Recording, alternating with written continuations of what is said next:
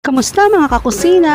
For today's video, magluluto po tayo ng garlic pepper corned beef with mushroom na talaga namang super sarap, super mura at budget na ulam. Kaya umpisa na po natin! Lagay tayo ng mantika para sa ating bawang. Kapag mainit na ito, lagyan na natin yung ating bawang. Isang buong bawang lang po itong nating gagamitin. Isang ulo ng bawang. Gagawin lang natin tong crispy garlic. Ayan. Bali, ganito lang yung magiging resulta. Huwag masyado nating sunugin kasi mapait na siya pag sinunog. Pwede na natin patayin yung kalan natin o yung ating induction kasi gamit ko. Tapos ay sasalain natin tong mantika and then set aside po muna natin. So parehong kawali, gisa na natin yung ating sibuyas para sa pagluluto ng ating corned beef. After maluto ng ating sibuyas, lagay na natin yung paborito nating corned beef. So ang gagamitin ko po dito ay itong Pure Foods corned beef kasi malasa po talaga siya. Bali 210 grams. Kahit anong corned beef naman po yung gamitin nyo, yung basta kung ano yung swak sa budget nyo at yung masarap sa inyo. Lagay ko na po yung corned beef.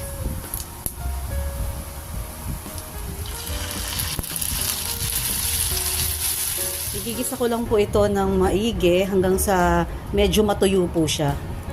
Kailangan maalis tong sabaw. I think okay na to.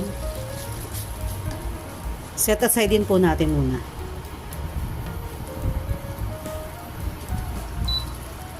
Sa panibagong kawali, maglagay tayo ng butter. Gagawa tayo ng parang gravy sauce ng ating corned beef. After malagay yung butter, lagay na natin agad yung mushroom. Yung binili ko po ay yung 100 grams lang ng mushroom. Jolly, Bikinaman. Yan. Kasi maliit lang naman yung corned beef natin o kukunti lang yung corned beef natin. Parang nasa 29 pesos lang to yung mushroom na to. Sa sachet. Lutuin lang natin ng onte. Tapos maglagay tayo ng 2 kutsarang harina.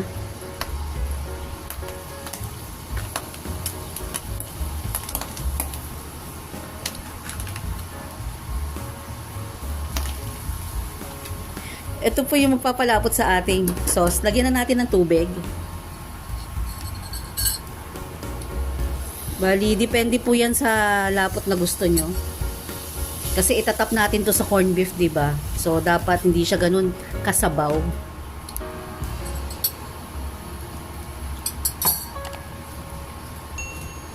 Bali, yung pag-a-add po ng tubig ay depende po sa lapot na gusto nyo.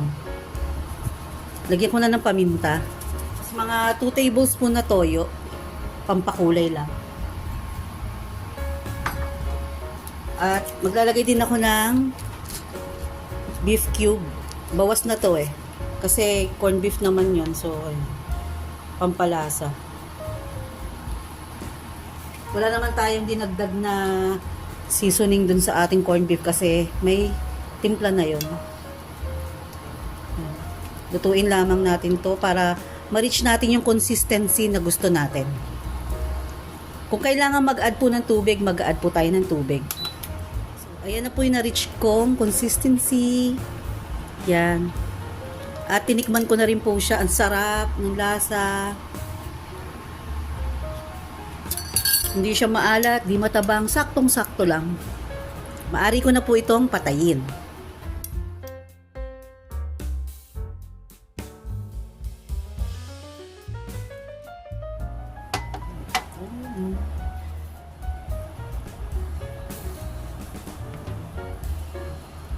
Mas maraming corned beef, mas sarap sana, Kaya lang, budget tayo ngayon, guys. Kat maaari. So, dahil masarap naman siya at malasa, madadala na yan. Konting ulam, saka maraming kanin, diba? So, ayan. Present lang natin ng maayos. Saktong-sakto siya sa magandang plato ko. Actually, ang tagal na itong plato ko na. So, ayan na. ang ating corned beef and then ilalagay na natin yung ating sauce, gravy sauce. Na masarap. Tamis.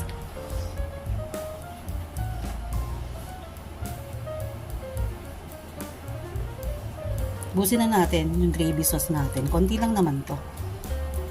Kasi, sauce pa lang naman, ulam na. Yan tayo eh. Diba? Takpan na natin yung corned beef para may surprise. Kala nila beef, pero corned beef pala. At ang last, lagay natin yung ating crispy garlic na tinabi natin kanina. Ito. Budbud lang natin. Huwag natin masyadong damihan guys kasi yung mga bata o yung ibang mga anak natin ayaw ng bawang, di ba? Kung sino na lang yung gusto ng maraming bawang, yun, mag-add na lang sila. Sa simpleng ulam, dilatang ulam, makakagawa ka ng masarap na yung ating garlic pepper corned beef with mushroom. So guys, try nyo na rin po ito. Sure na magugustuhan ninyo at ng inyong mga anak. I'm excited na po na matikman nyo itong ating recipe for today. Maraming salamat po ulit sa pagtambay. Hanggang sa muli po. Maraming salamat. God bless us all.